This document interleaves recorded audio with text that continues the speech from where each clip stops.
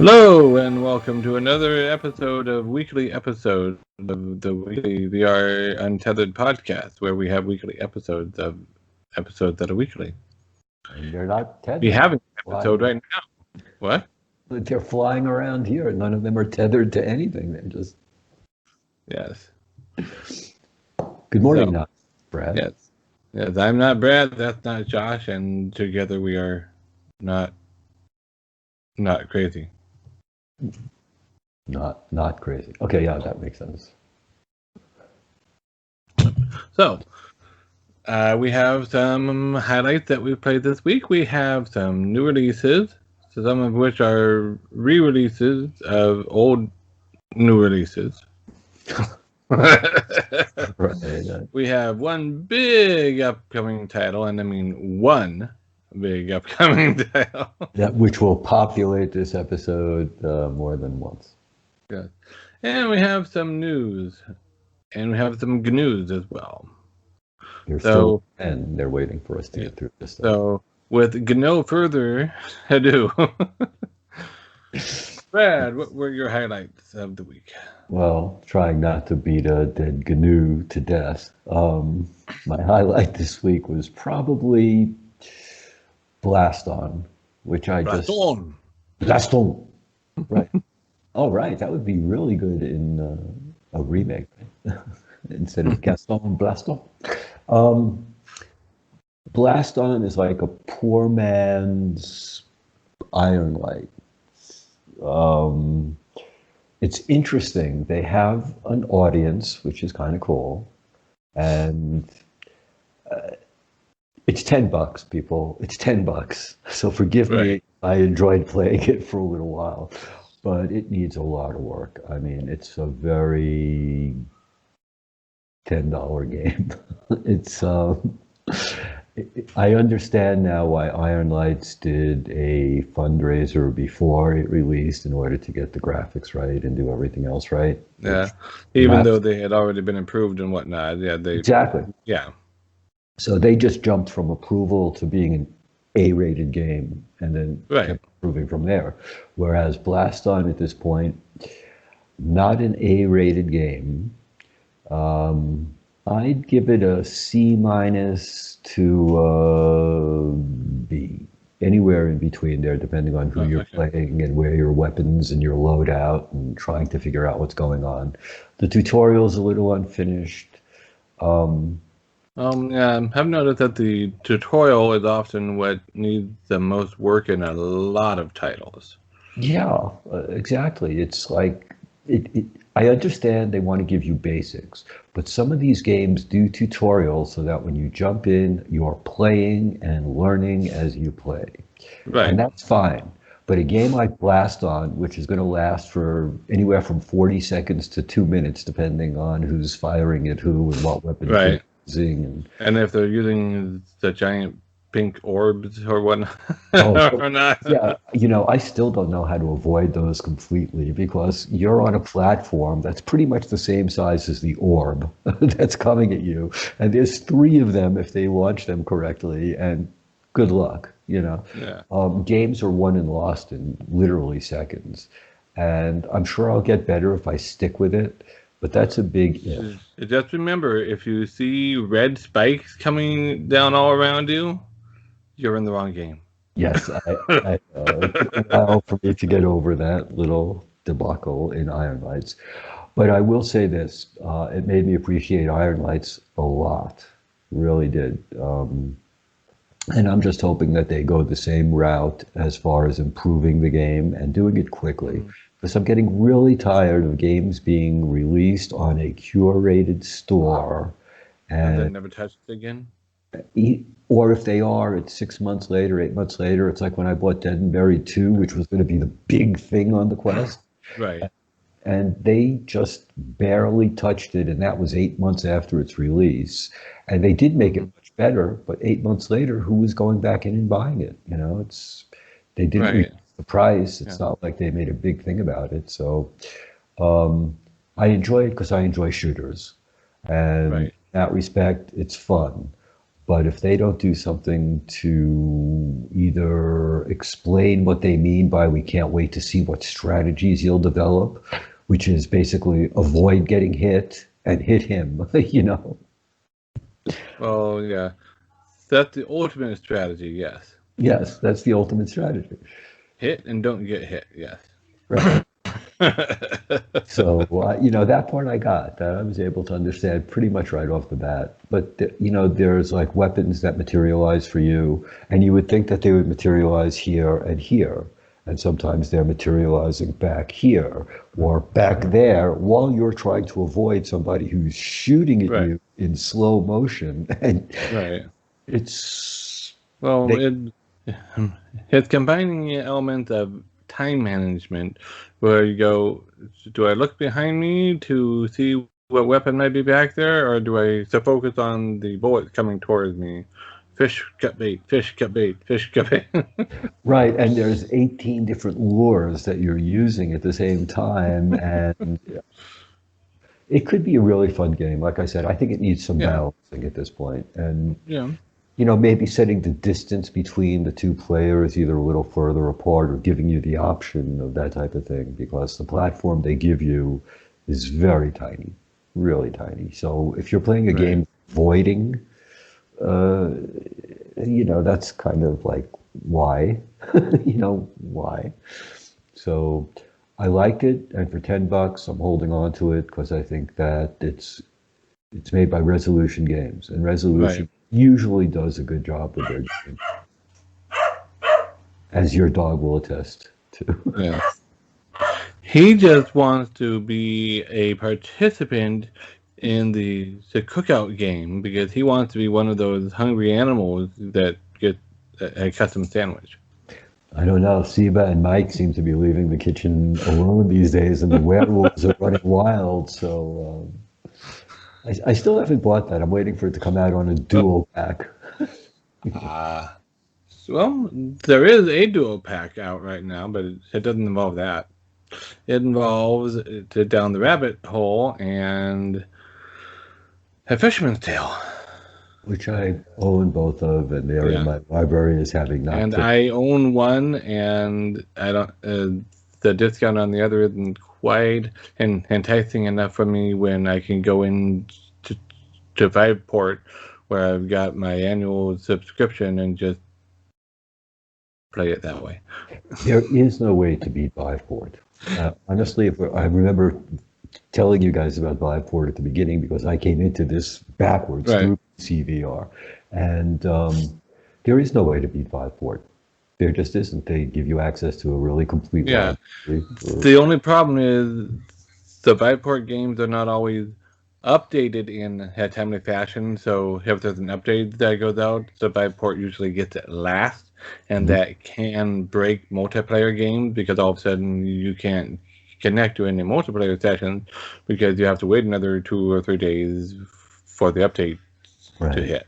See, I didn't run into that So, problem so because they've gotten a little bit better at that, I believe, but I think that's still more of a problem with Viveport than it is with other platforms. I well, remember that being an issue with wands because they were managing so many different platforms. They had it on Graveyard, they had it on Go, they had it on Rift, they had it on Vive, they had it on Viveport, they had it on Pico, they all the different platforms. right. And the one that 90% of the time got it 2, 3, 4 days later than the others was Viveport. Right. So But we're talking about, yes, there is some delay in the updates for multiplayer, which I yeah, wasn't really doing a lot of multiplayer at the time because I was tethered. It was PC VR. Most of those games were geared for solo play. right. But once again, like Saints and Sinners is free now, if you're a member of Viveport, which is a Yeah, $40 game coming up on yeah, the and Quest. it's free to own, Right. not just free to play while you're on Viveport. It's free to own even if you cancel your Viveport subscription. Right. Like every month or two, they give you a free game. Usually Yeah, not that expensive, but usually a free game every yeah, month. and even though I'm not really interested in playing Saints Sinners because I'm not really a fan of the Walking Dead universe and whatnot. I am tempted because that's a high quality game, really good value for a free game, and what if one day I change my mind? But I don't know. You know, But I have not said that decision yet, but I need to make that decision soon. Otherwise, it will be made for me when it's no longer available. why wouldn't you keep it? That would be, Right. So yeah, I would definitely keep it and then let it sort of go, into the dumpster if you don't want it later in the game. Right. But I mean, something I like do it. that with the Unreal or the Epic Game Store all the time. Every month they have a whole bunch of stuff freebies and whatnot, and I go and I purchase them and and never download them. Right, exactly. But if you don't purchase them, then you don't own the copyright to them, and they can't go back and give it to you. It's like, ugh, I've gone through Right. this Xbox Right. and with other Right. companies. So, anyways, yeah. My highlight of the week would have to be, I think, finally getting back into Skyrim. I've been kind of ignoring that for, I don't know, probably a month now, because I've been doing other things, and including the Onward tournaments, which we are out. Our team lost. We got massacred, and the video that was being live streamed of us getting massacred has 2.9K views on it. Ah, nice. Very nice. A lot of people Every VR player has seen us get massacred. That's yeah, okay. That was your highlight of the week, or No, that wasn't the getting back into Skyrim was. I So, see. So running away from yesterday I think I was in there for like almost 4 hours. wow. So, Wow. You're enjoying great. Skyrim. It's Oh very yeah, it's very hard to have your immersion broken in a non-multiplayer game, unless the developer really screwed up. yeah. Well, I don't really find the menu system in Skyrim to really be immersion breaking. I mean, technically it is, but that's kind of how this kind of game usually works. The Carnage Chronicles is unusual in that you can access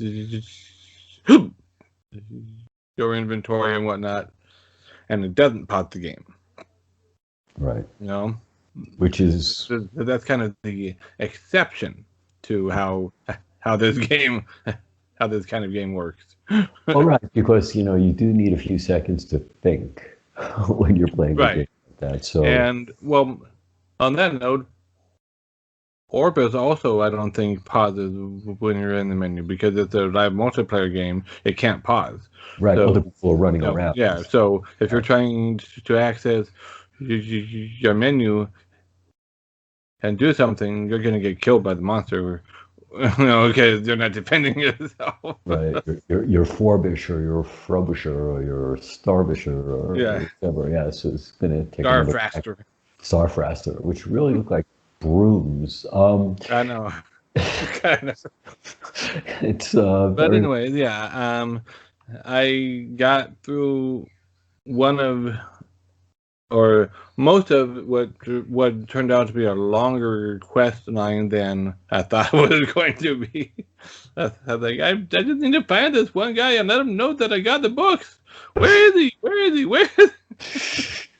Don't you hate when that happens? That you really, So I finally found him. I let him know about the books, and then I went. I had to find the augur of Dunelane or whatever, and who evidently used to be a person but is now something else.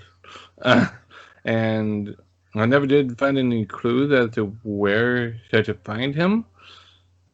But in one of the areas in the College of Winterhold, there's a little trap door that takes you down into the midden. And so I was like, oh, maybe there's something I need to do down here. So I go in there, I'm exploring. I kill a couple of skeletons and draugrs and whatnot. And then all of a sudden there's a voice going, you shouldn't be here. Only despair. You know, and whatnot. And I go, oh, I'm either on the right track or I'm about to encounter a Daedra. Not sure which. Turns out both. Turns out both. One path that takes you to a relic that's a glove that's standing up like that, and you have to find things to put on the glove and then activate it, and it summons a Daedra, basically a really powerful demon. And you then have a choice of freeing him and getting the treasure, or banishing him, as in killing him and taking his scimitar. Or if you are fast enough and smart enough, you can get the treasure and the scimitar. Ooh, okay. But just to go the other way, and you encounter the augur. So. Okay, which is good. The augur where you want to be and to tell them books, correct? Yeah. So I'm a lot further along on that quest line now, and then my wife came home and was making dinner, so I had to stop. I was still at like 79% battery. Talk about immersion breaking. Stop killing that demon and come in for dinner. Which I can tell you I've heard many times over my headset in multiplayer games.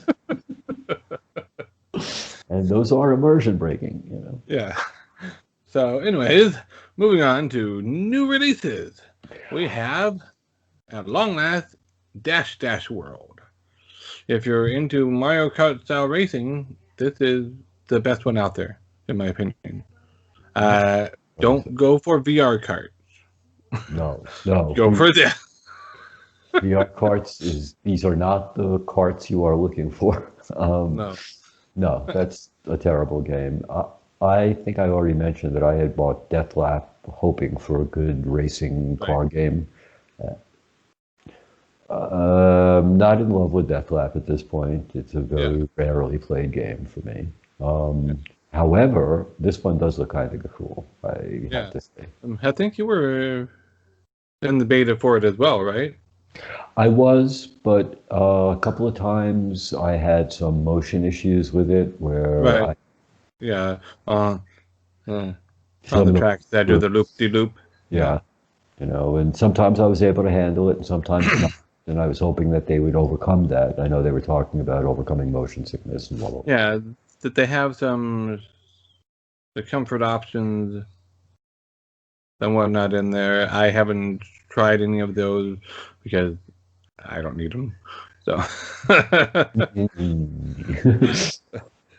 but no, and it looks like I have not yet purchased it because I've been kind of in a little bit of a purchasing pause right now. Yeah. But it looks like they've added new tracks and they've added new modes where you can fly, again, just like in Mario Kart, you know, and whatnot. It looks like they've really expanded it since the beta version. Right. And it's a really, really fun game.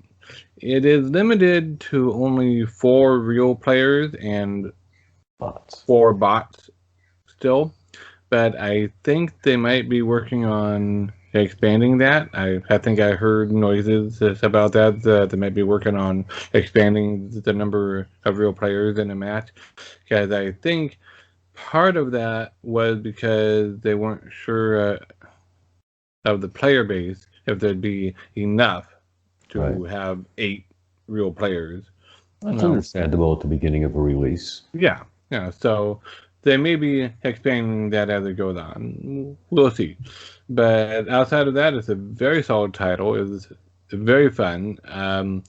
And you have your choice of different ways of driving your cart. You can remap the buttons a little bit and choose this configuration, that configuration, or this configuration, and you can steer with the analog stick, or you can steer if you want by imagining you are holding a steering wheel in front of you.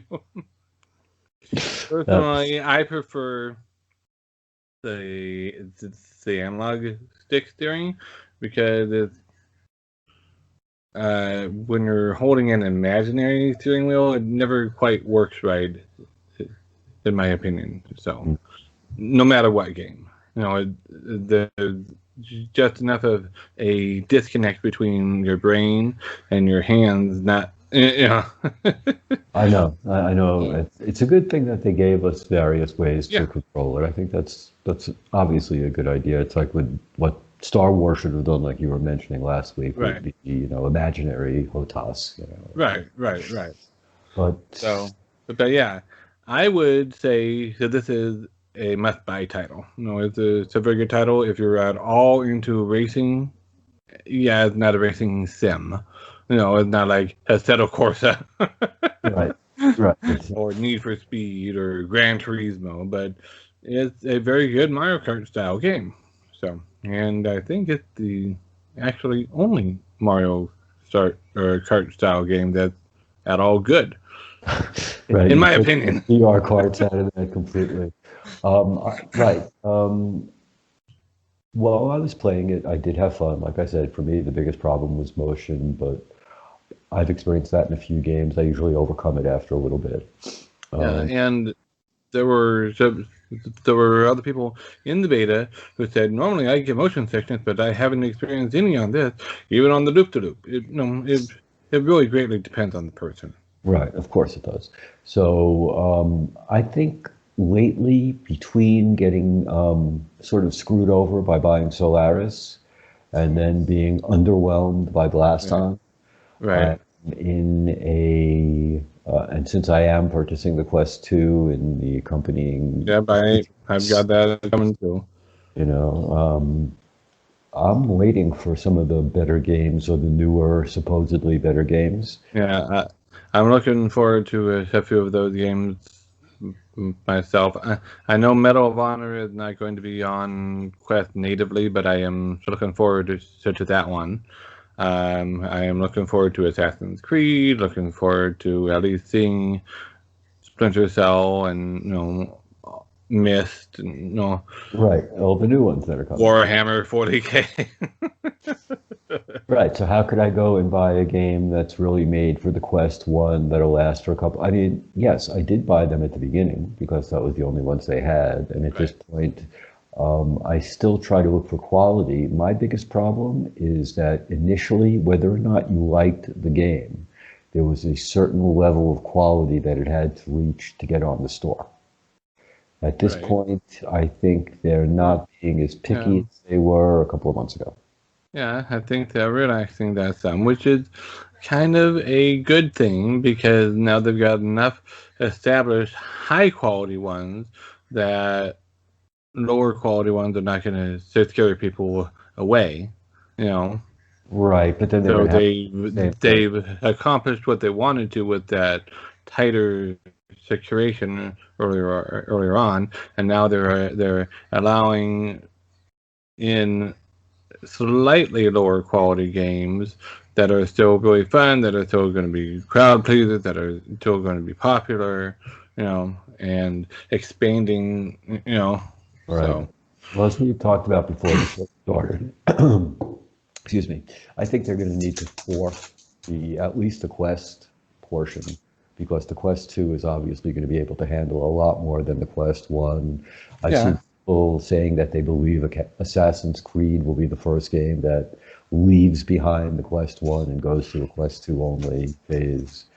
Yeah, never know, but I don't know.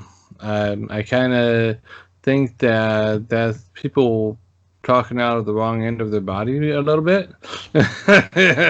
No, it could be. Who knows? Because the only way that would happen as far as I can see, is for Ubisoft to lay down an ultimatum and say, I know we already have a contract with you to provide this game, but we don't want it for the Quest. Take it or leave it. And if they do that, then it's up to Oculus to say yes or no. And given how Facebook is not necessarily dedicated to keeping its original promises, they may say, okay. I have no idea which way. But again, that's all predicated on Ubisoft saying we're laying down an ultimatum. I don't know that any one game company is going to have the ability to do that, especially since Facebook has now pretty much officially abandoned the PC as their format after pushing all of their developers to the Rift for development. They're not abandoning the PC, they're just abandoning the dedicated PC headset. Okay, but that sort of implies a heavy-duty move towards that mobile processing and a heavy-duty skill. Well, no, because they are still promoting Link and all that, so. Well, I could see them more downplaying Godin's virtual desktop than they are promoting Link at this point. It seems like now that a few people have figured out the secret sauce, that they're just going to try bad-mouthing that as opposed to improving what they have hardware-wise. Maybe. I don't know. I mean, it's kind of out of the scope of the new releases section of this, but PC VR games, by and large, tend to be not optimized very well at all. So some of them are, but a lot of them are not. And so you're talking about they're letting in a little bit lesser quality in the Quest store now. Well, there's a whole bunch of even lower quality on the PC side. Well, to be honest, but but at the same time, having that option, having the option for those super high quality textures and resolution and whatnot, that's something a lot of people still want. That's why a lot of people use virtual desktop. And if Oculus did do away with the Rift side of things altogether, including the store, which I honestly don't really see them doing, but even if they did, virtual desktop will still be able to be used with Steam, and it just means that Steam will have a monopoly on PC VR, which Facebook will never allow. So I know we're going to see some interesting dancing going on in the next year or so. My big point, I think, that I was making though is just simply the curation is not what it was, and you can't just because it's on the store doesn't mean it's a fully fleshed out title. Right. So you have to be careful, and that was something I had mentioned to someone on the Discord the other day, which was basically if you're not sure who the reviewer is when you're reading the reviews of games, don't listen to them, because for all you know, they could like The Tale of the Curious Pets or some game that you would never go near, and they're telling this game is fantastic. So that is one thing I do like about how Steam handles the things is they have curators who are regular reviewers who review a lot of things, and people follow them, and they can see all of their reviews, and they can see what else they've reviewed, and you can see reviewer like you and whatnot, and, It's like when we used to have the video stores, and there were people that could watch the videos and could recommend the videos, and you would know who was recommending it. You would know, no, stay away from that one, or that sounds good, Right. So anyways, we have one more new release title we should get to before we get officially to the halfway point of the podcast, which is in just under 3 minutes. Go. We also have Suro, a game of the path that is now on Oculus Quest. This is a game that was first out on, well, I forget if it was first out on phone and PC or if it was first out as a board game and then supported to phone and the PC, and then it was ported to the Go and the Gear VR, and now it's been ported to the Quest. So, Which it's a yeah, great game. I mean, it's yeah, fun. yeah. You It's would, a very beautiful game. It's very relaxing and zen, and it is multiplayer. You can have, I think, it was up to 4, right? 4 players. Yeah. Yeah. Um, the only problem is, from Always my decide to go. memories of being in the beta test and whatnot, it's a little tricky sometimes to play multiplayer with other VR users and people that have voice chat enabled, because it's cross-play with the iOS and the Android versions.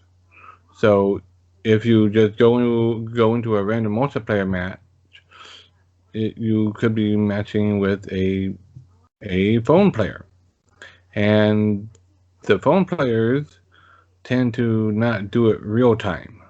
They tend to make a move or two, and then they set it down, and they walk away, and they go have lunch, or they go do a different game, or So you are sitting there waiting for the next move. Yeah, no, that's obviously it's sort of like you could do that with chess. You can't do it with checkers. So there are some games you can and some games you can't. Well, you could do that with checkers. It's just it's not really, it's not as enjoyable as it can be with chess, where you have to do a lot more to thinking. You know. Well, I'm sort of comparing it to the older movies where you would see people get letters in the mail that tells them the Yeah. next chess move, and then Yeah. they would have Yeah. to Yeah. The play by post. Yeah. exactly. So, but when you're in VR, you want like a little more immediate satisfaction, I think, at Hmm. least at this point. Yep. So, Yep. I don't want to jump into Suro, lay down one tile, and then jump back out because the person's not going to make a move for 3 hours. yeah, no, that's No. crazy. That, So you almost have to pre-plan a little bit to get VR players to play with, which, to be honest, to other multiplayer games you have to pre-plan also because they don't have the huge player base that would really facilitate not having to pre-plan. right. But the matchmaking on this was always the weakest point, in my opinion. That the actual gameplay is itself is amazing. It's fun. You can teleport down onto the board and to view things from that angle. You can go around to various vantage points. There are little interactive Easter eggs all around in the Right. play area, and yeah, Yeah, if you look at the trailers, you'll see it's a beautiful Japanese garden type setup. yeah. A little cartoony, but very nice, Yeah, very relaxing. I haven't tried it on the Quest yet. I So, have not either. You somehow got it as a cross-buy thing. It was originally $10 for you, and then all of a sudden it was marked as free. free. I'm assuming because you did it on the go, and it finally flipped the switch on it. I did it on the Gear VR, which may be why I don't have it showing as free for me yet. I Right. don't know, Uh, because the Gear VR, not Go. So, to me, it's amazing that the Go, by just off the top of my head, since you mentioned it, it's amazing that the Go is back up to $260 at all the retail stores now, and it dropped down to like 100. I know, and it's like a discontinued item at this point. I know, it's like crazy. And the old headset too, the Oculus One, the Quest One. Right.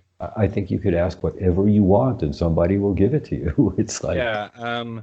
I am talking with uh, family back in my home state, because my nephews and my niece out there could maybe use it, or I could maybe try to sell it.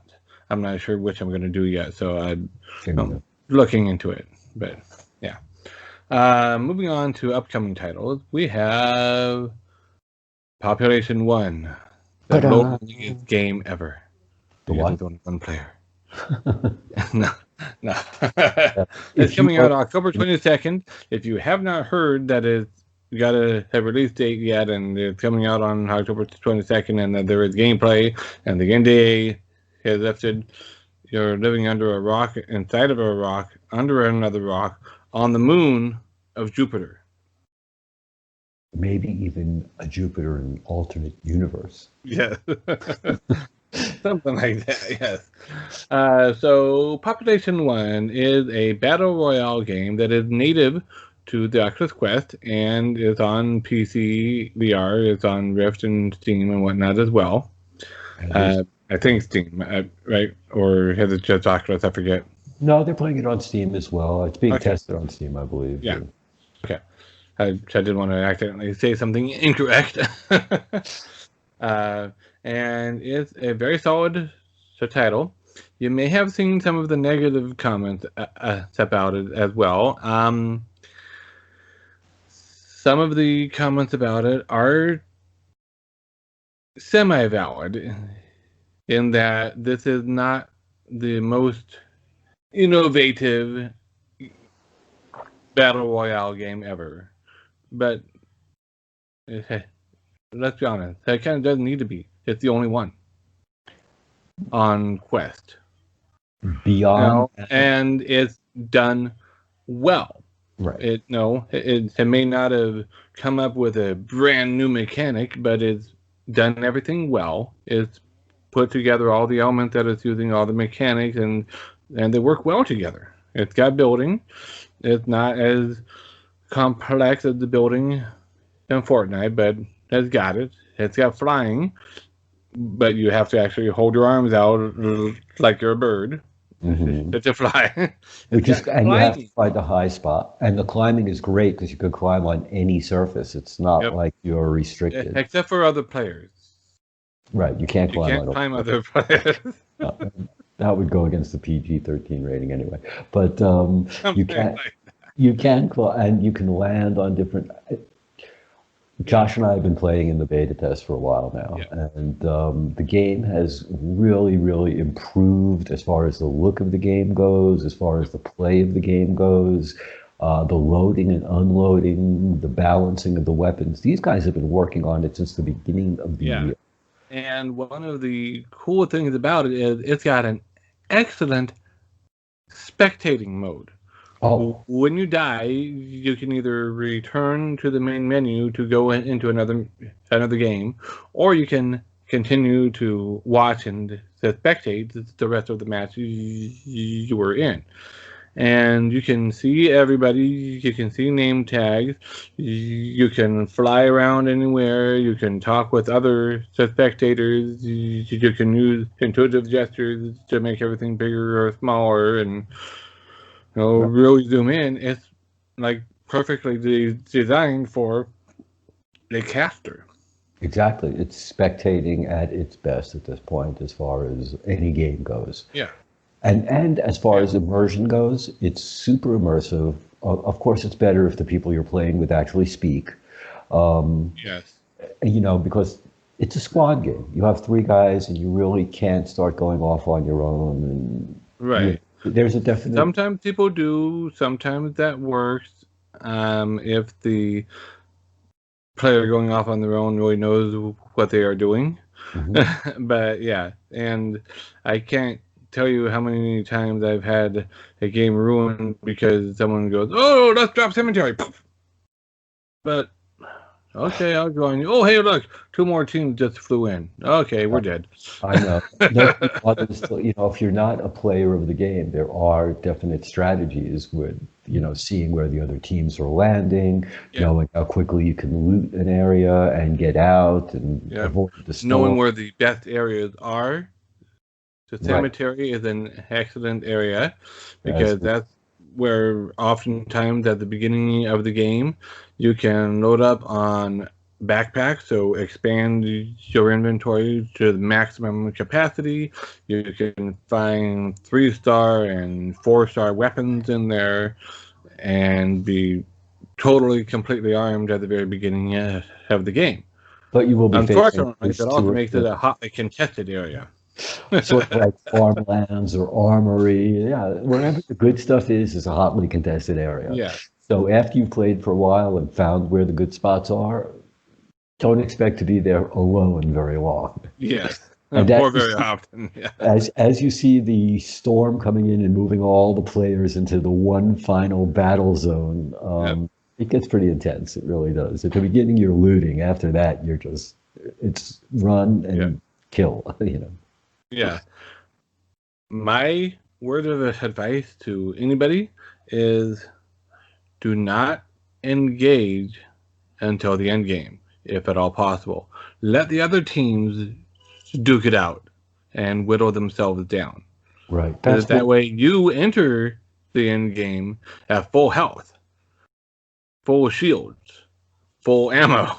yeah. It's weird And because sometimes easier said than done, but yeah, it is. I mean, especially considering that the shot that usually gets you comes from behind or from the side, and by the time you figure out where it's coming from, you're or above, above.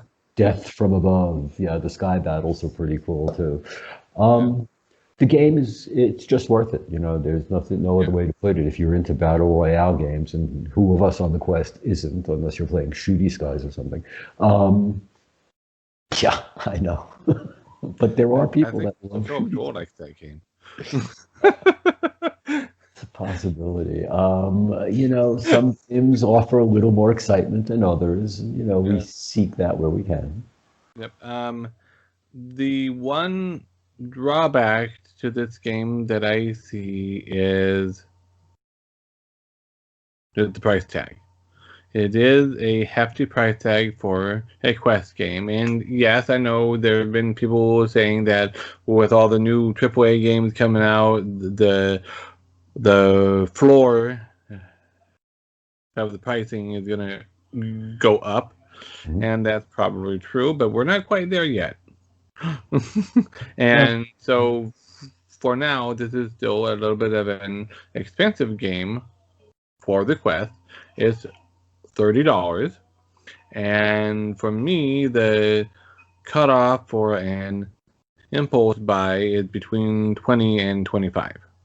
If it's above 25, it's not an impulse buy. Even if it's a population 1, which I've been playing almost every week in the beta and having a blast. Right. So it's something I am going to be thinking about. Am I going to get it when it comes out? Am I going to hold off? I don't know. And the other potential concern for a lot of people out there is the whole microtransactions thing. A lot of people heard that there's going to be microtransactions in the game. And from what I've heard from the devs, there are, but it's cosmetics only. It's nothing that affects the actual gameplay or your chances of winning. It Right. just means that instead of having to get to level 30 to get the positive skin, you can just buy it for 99 cents or whatever. Right. Exactly. Which is fine. I mean, that's sort of what they did with Slightly Heroes, which Right. actually they charged more and they gave you a little bit more ability. But I'm glad that Right. I'm glad this is cosmetic only. Mm-hmm. Ironically, it means nothing to you because you won't see yourself. Right. Well, you can see your weapons, though, when you are holding them. However, you're not going to be running along going. Exactly. Exactly. So it's up to you, and for some people, it's a cheap enough status symbol if you want to buy it. And Right. honestly, regarding the price, I do believe that with the introduction of the Quest 2, we have introduced the $29.99 average price. And Yeah. As I mentioned, the pricing for it is going up. and that's inevitable to an extent. But it doesn't change the fact that this is still on the upper end of what people have been used to paying for the Quest. I still haven't bought Beat Saber because it's 20. But it just keeps going up in price. It's not like, certain games are not coming down. Yeah. They're adding to them and the price is going up, but they're not coming down. So, right. I do believe obviously certain games will go on sale eventually, like what happened with the Quest. Population 1, they have mentioned that down the line they may look into a free-to-play option, which I'm all for, but at the same time, if you start off with paying $30, then moving to a free-to-play option, that could backfire. Because I remember the Underpresent. Oh boy, yeah, I paid really for that. But you got the full experience. Remember, even though they made it free. I paid the full price for that. I got the full experience, and then they moved to a different experience where it was free to download, and then you had to pay to expand to get the full experience. And they had the tickets to the live performances, which included the live performance and the multiplayer expansion. Mm-hmm. And that's all well and good, but I'd already paid full price. I already had the multiplayer expansion because it was included by default in mine. But here I was going to have to pay for it again to watch the live performance. Right. They should have at least offered a discount to the people right. that owned it previously. Right. Even if it was 50% off the show, that's fine. Right. Right. So if Big Box, the studio behind Population 1, does move to a free-to-play mode at some point in the future, I hope that they do it right, and they do it in a way that does not cause a lot of bad blood. Right. No, I see what you're saying. It's one thing if you take a $10 game and eventually reduce it to 5 or 7, you're not going to, get people angry. But if you make it 30 to start, and then you make it free, and then you make it free, you would have to impose some pretty severe limitations on the free portion of the game, more of a demo as than a free play. That I could live with. You want to give them the first one free level or 2 free levels to always play to see if they like it, or the tutorial. That's fine. Like you want to give them the first 20 minutes. That's fine. To let them play the whole game without paying when other people are paying 30, you can't do that. Right. Right. So we'll see. Hopefully they do it right. If they do it, I'd almost rather they not do it and they just keep it at the $30 price if they're going to do $30 pricing. I would rather that they do that just in order to keep out the 10-year-olds. Well, so some of the 10-year-olds are really good. Right. I'm not saying all the 10-year-olds. I said some of the 10-year-olds. Notice I know. I've played with, kids in their teens that are team players. They're good. And then I played with other kids in their teens that, go outside and play. Get out of the sunset, It's like... On the other hand, I have played with adults that are like, are you off medication? Right. I know. Yes, that is true. Age is not the only bad characteristic that shows up here. Right. Okay. So, anyway, that's Population 1. It's a really excellent game. It is Battle Royale. It's probably closer to Fortnite than it is to PUBG or Virtual Battlegrounds, or but it's not Fortnite. No. Building is not the main focus of the game by any stretch of the imagination. It rarely, if ever, plays a factor in the end game because things are so fast paced at the end that you don't have the time to switch to your empty hand and then throw up a wall, because And the You're time it dead. takes for you to do that, you're dead. Right. You'll have three guys shooting at you with shotguns. You Yeah. know, it's like from a And you foot have away. one wall. You have one guy there, two guys either side. You can put up one wall, so those two guys got you. Right. Or somebody's flying overhead while you're building walls as opposed to And they ceilings. drop a grenade on you, or yeah. Right. So, but it's a great game. It's fun. It's fast paced, and the graphics are really nice and sharp, and it's a beautiful game. So, Yep. I have to say the devs have also been really good during the whole development of the game. They listen to Yeah. the community a lot, and that's why I'm really not Yep. too scared of where they'll go, as long as Yeah. they stay in Yeah. place. Yeah. And now moving on to the news. Ba-dum-bum.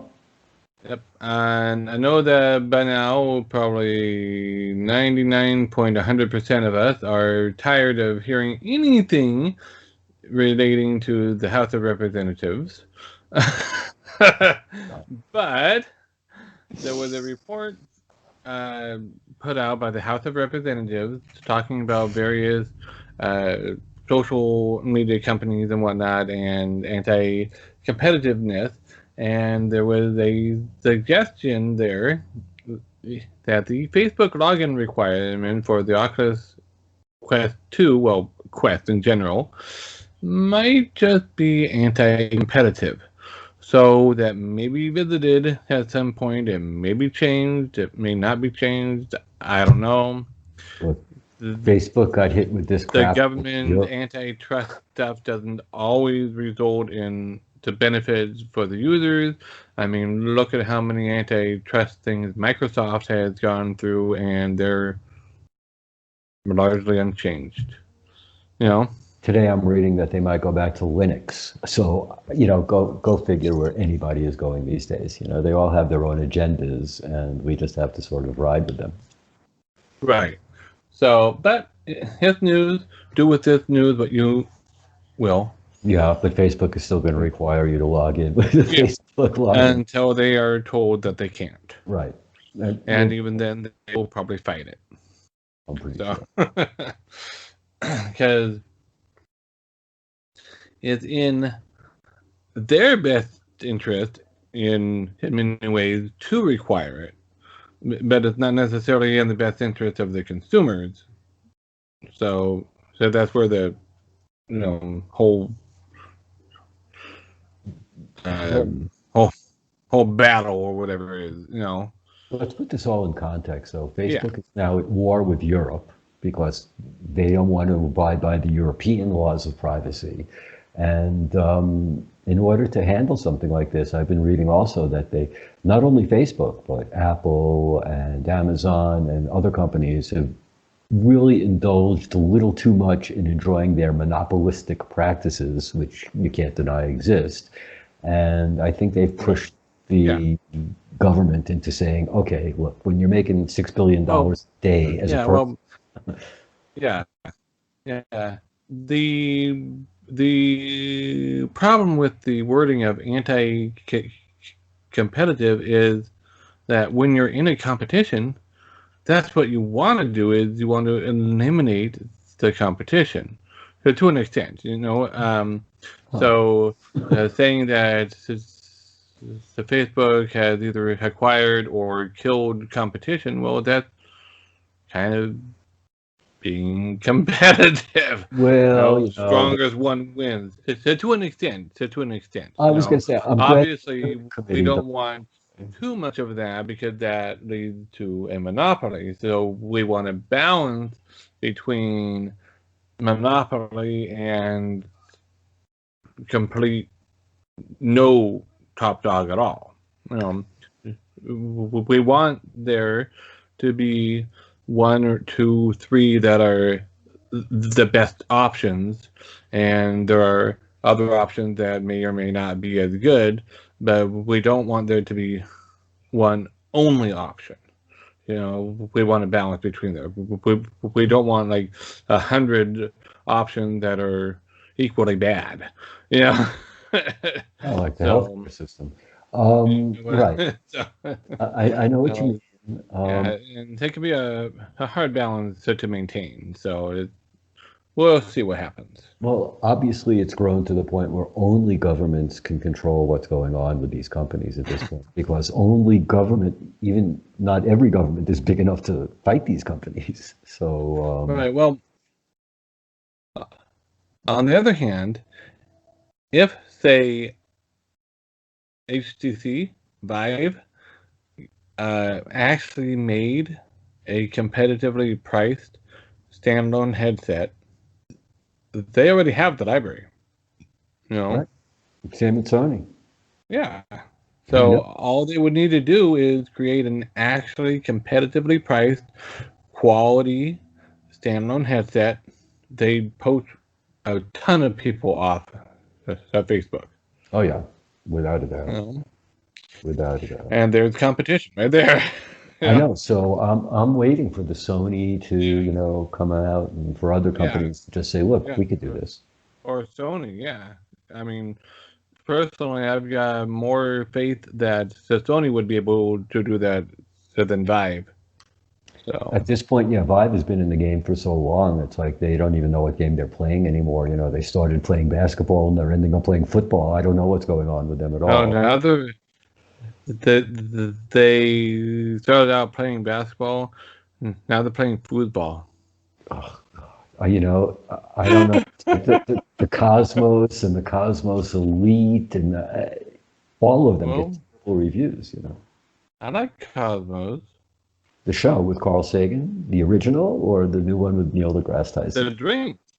Oh, Cosmo. Well, yeah, a couple of Cosmos and I'll enjoy anything. But Yeah, and then you don't care about it. exactly. So But, anyway, we are running low on time, so let's move on to the next bit of news. okay. Um, Joint Base Lewis McChord out in Washington. We mentioned the Air Force Base at McChord last week, and now so this week they will test 5G for missions in virtual reality. Um, Fort Lewis is the big army base out there. McChord is the Air Force base, and they are jointly uh, doing a whole slew of the testing of 5G capabilities in like at least 25 different applications, and they've got like at least 10 companies working with them to test it. Yeah. The problem, though, is very simple. With 5G, the Department of Defense owns the 5G network, which is why it's not going to be the answer for us as far as cell phones and headsets. We're going to be 6G or 7G, something that the Department of Defense doesn't need to well, communicate. well, still, so some of this at least is going to trickle out and be applicable in the commercial sector. Right, eventually, It always works that way. of course. Um, and skipping down, dragging this one up so that it makes more sense in the flow. AR goggles for military dogs. I Now, know that what sounds dog like a has enough joke, money? but it's not. These are military dogs that are already wearing a utility vest and protective eyewear, and they're adding AR features into the eyewear that they're already used to wearing, and that can enable things like handlers being able to give them commands remotely And non. via a visual cue, via an AR audio cue maybe, and it can really enable them when they need to defuse the bomb, because it's incredibly hazardous for the handlers to walk up to the bomb with the dog, because the dog can smell where there's something that'll set off the bomb and the handlers can't, so they might walk and trigger the bomb. No, it's a great But idea. they can send the dogs in alone with the AR the goggles on. Then the dog makes it in safely. The handlers can then have a dog's eye view uh, of the bomb, and on the backpack or on the vest, I believe, our robotic arms and whatnot, they can reach out and defuse the bomb with or something. Well, I was going to say, I haven't seen the Doc Ock arms on the I dogs. know, that would be cool. I don't know whether that actually exists or not, but it'd be I'm cool. trying to figure out how you're going to go, okay, Bowser, now use your teeth and grab the yellow wire. No, yeah, but no, that would be. Um, I'm not sure if there are robotic attachments on there or not, but it would make sense, Mikey wanted to know if the vest gives them a six-pack, and Yeah, the haptics vest. yeah. I saw that. I'm like,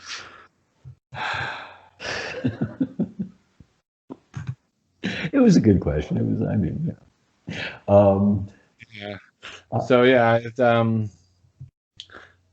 it sounds kind of like a funny joke, but it's a very utilitarian thing, Yeah, it's no funnier than cows wearing the artificial Oh, glasses. and it's more Or useful. a pig. Right, exactly. Who wants smart bacon? So yeah, let's stick with smarter dogs. It's good. Bean Coots would love it. Right. So this would also potentially, I would imagine, be combined with 5G to allow dogs to be used as spies. You go in there and have a feed coming off of their goggles back to the. No contact lenses. We're gonna have so Yeah. other people won't know it, and yeah, great. Yeah. James Bondy dog. Yep. In other good news, former Magic Leap employees form a company called Headroom, which is bringing AI to supercharge video conferencing. Mm-hmm. Yeah, because So, it's no video not conferencing. directly VR, AR related, but it's AI related. So, It's people and it's for a kind job. of VR, AR related because they're former Magic Leap employees. Yeah. So maybe something will happen with them, but if they couldn't make Magic Leap work and they had the hardware, what are they doing now? Well, the not making Magic Leap work wasn't necessarily their problem. That was the problem of the marketing division and the pricing division more than anything else, because the actual hardware worked. Right, they just couldn't decide whether or not they were going to be consumer based or enterprise based, and therefore they decided to charge enterprise pricing and destroy themselves before they ever hit the market. So, Yes. but they did raise a lot of money. Yes. In other news, Google launches persistent cloud anchors for creating AR layers over the real world, which sounds an awful lot like what Niantic is doing. So, are they competing with Niantic, or? Well, we spoke about this several episodes ago, which will be that other companies will obviously put in these persistent anchors, and depending on which device you're viewing these projections through, depends on what you will see at that particular anchor point. Right. We just don't know who's going to be actually controlling this when it becomes an issue. So. Right. I mean, Niantic was originally part of Google, and then they branched off to be their own company. But initially, Ingress from Niantic was part of Google, and they were using Google Maps and Google's mapping of where Google services were being used to populate the game, with the XM energy and the portals and all that. And then they branched off and they became their own company outside of Google.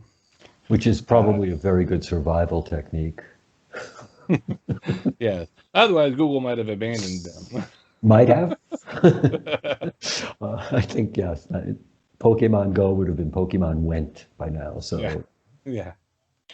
But yeah, so it's not surprising that they've got kind of the same vision as They far as all that. will. Yeah, They all will because augmented reality is going to be completely dependent on anchor points. Completely. yeah. Otherwise, Well, there's yeah, no purpose to it. yeah. And I would imagine that there will be different cloud anchors provided by different companies also. So Right. not only different apps that show different things on the anchors, but there'll be different companies providing the different anchors. Right. And yeah. And then you'll So, be looking for the glasses or the device that can see multiple anchors. right, And like I said, it's going to become a mess unless they start off with somebody actually arranging this from the beginning. right. So in the next bit of news, we have Deadeye VR boxing gloves. These are boxing gloves that have a 3D printed spot for you to slide your Oculus Quest controller into, so you can play Thrill of the Fight and Creed and whatnot with actual boxing gloves on, and not worry about crushing your controllers or whatever, Okay. Um, or smacking them into wall because you've got the boxing glove that sticks out to here instead of to the controller. So right. I mean, okay. it's yeah, it's not a necessity, but it's a cool accessory. I guess if that's what you're using your Quest for a lot. Yeah, But right, other than that, it's sort of like the Beat Saber handles. I don't really right. Well, see. yeah, it's cool if you want it, but it's not a necessity. You can play Beat Saber and be competitive in it with or without those handles. You can play Throw of the Fight and be competitive in it with or without this. So Right. it's just a cool accessory for people that like accessories, Exactly. like It's like, Michael. yeah, Mikey, did you buy it yet, Mikey? And he's in the other room going, "Why is my wallet burning?" Does he still have a wallet? I would have thought that was gone. He bought a new one. It's a VR wallet. But that's AR. AR, so he has Yeah, to bring it into real life. yeah. Um, in the next bit of news, I'm not sure how to pronounce this part of it, but TEDx Nijmegen and BeamUp provide a VR platform for TED Talks, and they're going to be doing this today, the date of this recording, which is October 10th. Okay.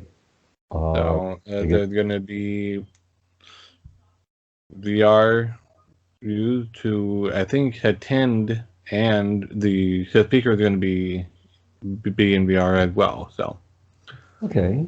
Could be an interesting way of doing it. I know I've seen yeah. them doing work on venues as well. So, Right, right. So um, in other news, Rayleigh waves may eventually provide key to believable touch in VR. It's basically this doesn't really have a whole lot of substance to it, but is talking about research into the nature of touch and how we detect touch and how we process it, and they're saying that they think that they found the universal language to describe touch like they have with hearing and sight, okay. and that will help them in an unspecified as yet way develop better things moving us towards a holodeck experience or whatever. So Rayleigh waves are kind of an acoustic shock wave that travels over the surface, and anytime you to touch something, it produces them, because there's ripples that go on your skin. Right. And if you watch slow motion, you can see that stuff. Like when someone gets hit by a paintball, you see the skin all over their entire body as the shockwave dissipates. Yeah. Well, To put it a little less brutally, it's like a record player before, and the needle actually rode in the groove and produced the sounds that it rode in the groove. Um, I don't really see how they're going to reproduce touch through sound. Well, that's not necessarily where this is going, but it could be. But I know that there are some things out there already that I believe use ultrasound to produce kind of a phantom touch to feeling, the feelable holograms, but is very limited to a very small device and has to be directly above it, and it can't as yet be contained in a headset and be able to encompass the entire field of view, and you know I think we're still but gloves. but I think where this is going is they are thinking that now we have a way to more accurately describe and define touch sensations. Now we can use that to better design things to simulate that. Okay, we'll see where it goes. I mean, they've Yeah, done with weight in the Quest. We've seen objects gain weight by using either a slower motion or, not really a forced feedback yet, but, really right, minor haptic feedback. And right. I'm sure we'll just see it increase in the future, but this really seems like something for gloves when we're talking about reproducing touch. Yeah, well, Or, it could be gloves. It could be, that maybe this can